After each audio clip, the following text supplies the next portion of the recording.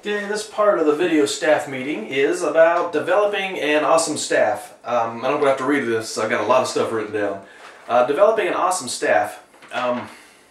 Some of us are still one-man shows. We do all the cleaning, we answer the phones, we teach every class, we teach every intro. You want to develop a staff. I'm sure you want to develop a staff, so you don't have to do all that. It's peace of mind. You know, you can actually take a vacation or take a day off and not worry about the place and not think, oh man, I got to be there to do this intro. It's nice having people that you can rely on to do these things. Again, it gives us a life. I know sometimes when we have affiliate get-togethers or any kind of training, you know, some people really have hoops to jump through. They just don't have anybody that can run the place when they're gone.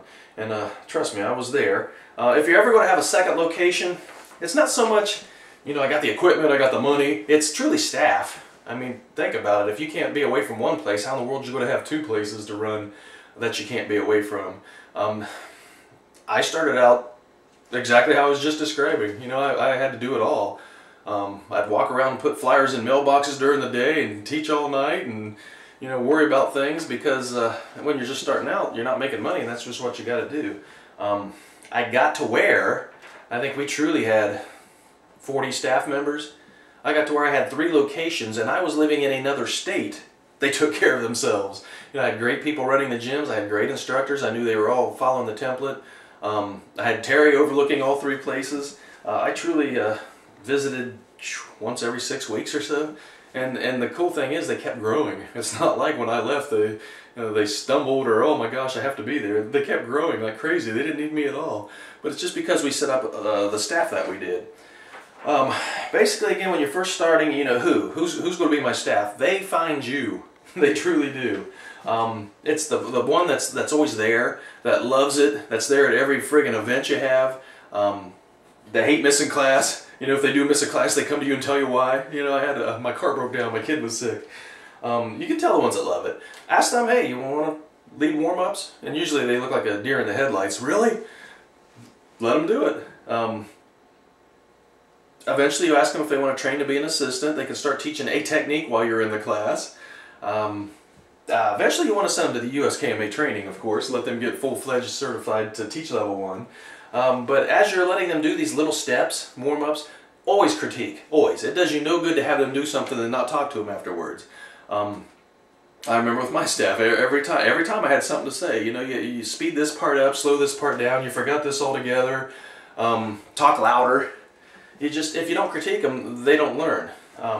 They don't learn how you want it done. They just assume they did it great because you didn't say anything about it. Or they assume they did it terrible because you didn't say anything about it. We're looking for those people that, again, love the place, and we'll talk a little bit later about what you're looking for in staff, but I guess we'll start off on the negative, what you're not looking for in staff. People that aren't friendly, of course you don't want those. People with egos. Someone you know always has money problems. Trust me, from experience, I can tell you when they start working for you and you start paying them, they're always going to have money problems. They can make $1 million and still have money problems. And that can become a problem. It truly can.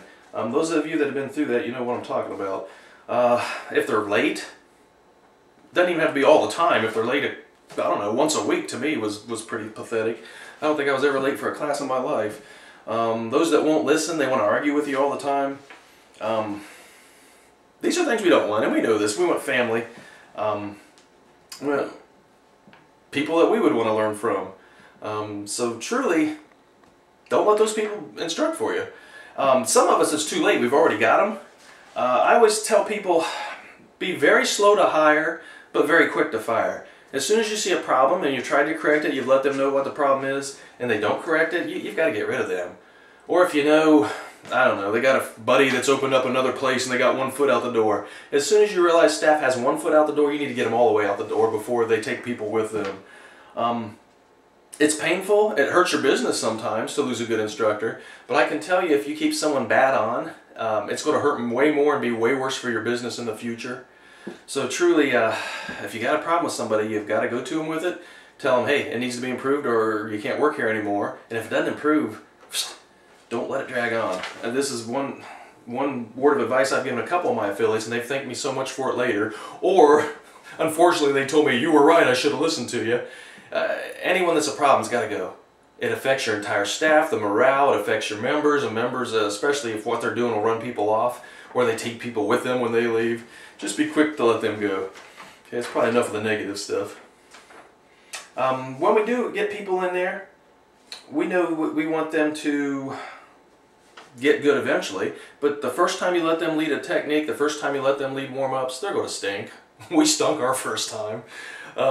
So you can't look at it and think, oh, they'll never be. Some of the people that I've had to teach for me at Ohio Krav Maga Fitness, you know, at first, the first couple of times I'm like, oh wow, this isn't going to work. And there's some friggin' awesome instructors now. We know the only way to become good instructors is to teach. The only way to get good at teaching is to teach.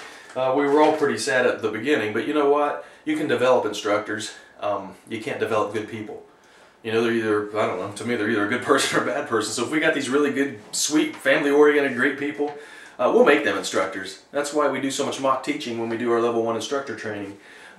Get in front of people and teach, get in front of people and teach eventually, and we've all been through this. We know it starts feeling easier. We can start not talking monotone because we're relaxed. It's just let them teach. When you do get your staff, you have to have meetings. Weekly's great. I know at Ohio Krav Maga Fitness we had 3 locations, like, I don't know, 25 people on payroll. We couldn't get together weekly. It was hard to get together monthly, but you got to get together monthly. The things that you're doing when you have your meetings, make sure everybody's on the same page. You'll actually spend half the time training, doing the techniques. Everybody has to have the techniques the same.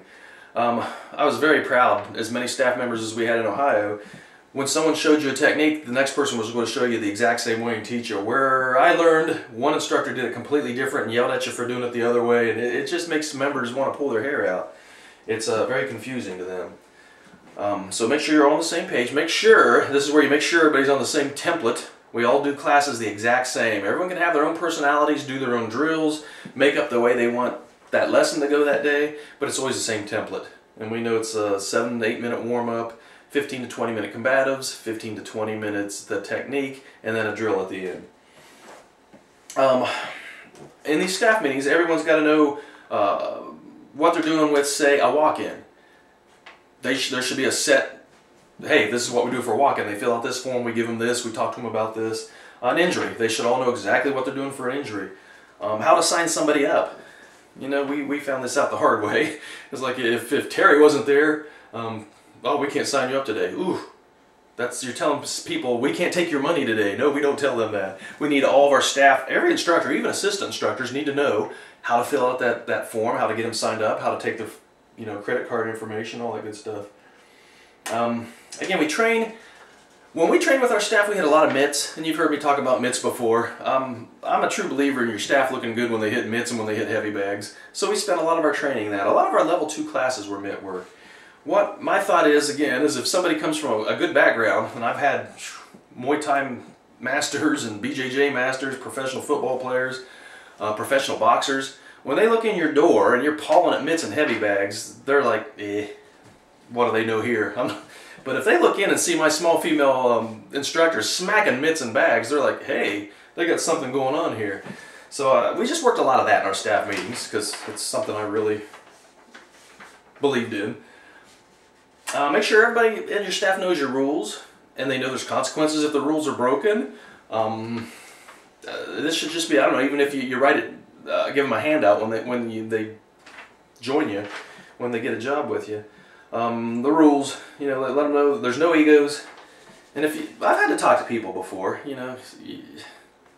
we're family oriented. We're not, hey, you're the king crap and everybody has to bow to you. Those members should feel like you're a friend, not some kind of drill sergeant, and just no egos. No dating, generally there's no problem with that because they know there's a rule there. We have had to let go people before that wanted to date members. That's never ends good.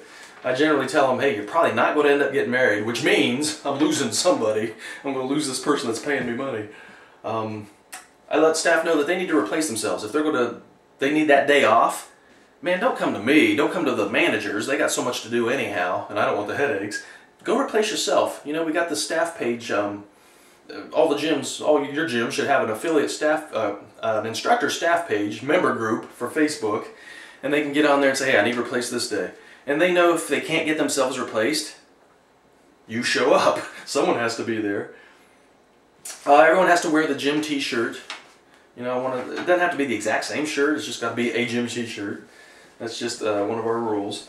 They know before a class, we're all friends, and it's easy before a class to, hey, I haven't seen you all week, hey, how you doing? Don't talk with other staff members before class, go and talk to members before class. No standing in the corner and yapping. Go greet people, talk to them. Again, we're family oriented. Make sure that the head instructor, whoever's leading that class, knows that that is their class. Truly, if I'm in the back of the room talking to somebody, I expect them to tell me, the owner, hey, keep it down. That's exactly what they should do. That's their class, and they should feel that they can tell me or anybody else, you know, hush, get out, whatever. They need to have, the members, they need to have their respect.